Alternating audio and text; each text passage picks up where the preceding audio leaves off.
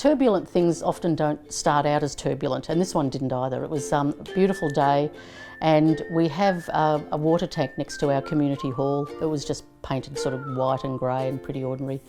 And I came up with an idea of getting the local kids to paint it. And a few ideas sort of, we worked on a few ideas, and the one that sort of stuck was just one market day. We have a little village market here once a month, getting the local kids who came to the market with their parents to stand up against the tank, and then I or their parents would draw an outline around them, a bit like the body on the floor in a murder mystery, the chalk. So they had an outline of themselves there. I had all of these paints and brushes. They painted themselves in, and then I came over later and painted a bit of a background in, but tried to sort of keep the background kind of minimalist so that the pictures of themselves sort of shone. And it was a great day. There's paint everywhere. There were parents cleaning paint off kids. They were having a ball. It was really great to sort of have that little snippet of being back in an art room again, so that was nice. And it was just lovely. And what we ended up with, I think, looks great next to the hall.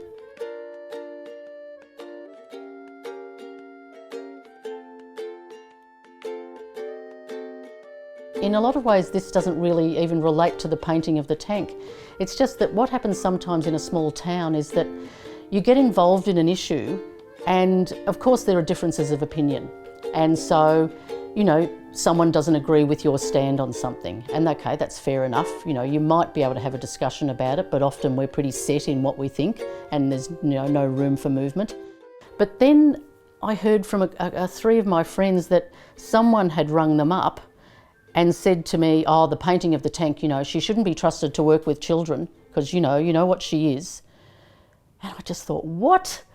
And this is purely, I disagree with this person about a particular issue, and this person has nowhere to go as far as discussing that issue with me.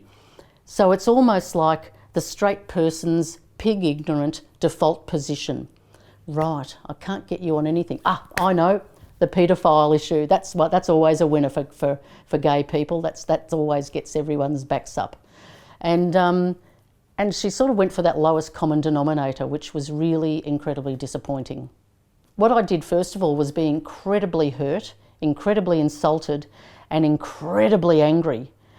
And then I thought, I have to go and tackle this head on. I can't just let it take off and have a life of its own.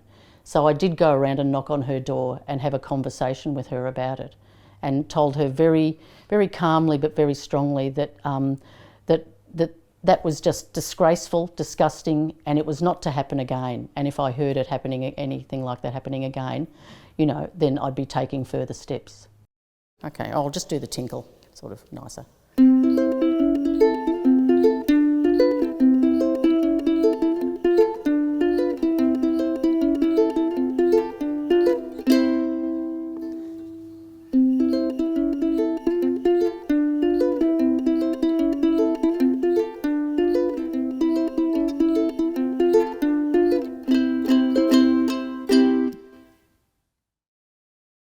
You live your life as a lesbian.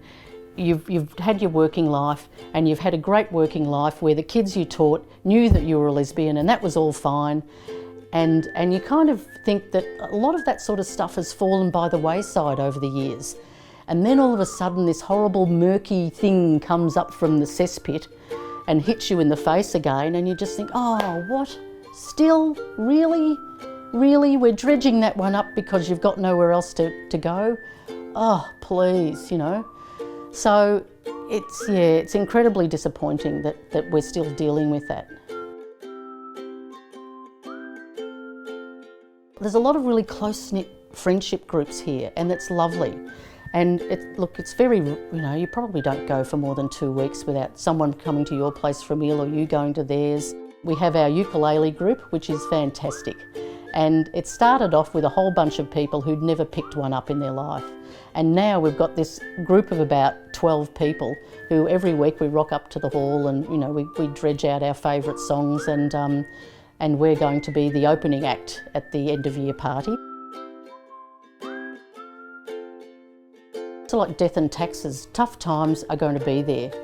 And you will get complacent and live your life and think everything's fine, and you will get those people who'll go up like that woman and go bleh at you, and you think, oh, again? Still? Oh my God.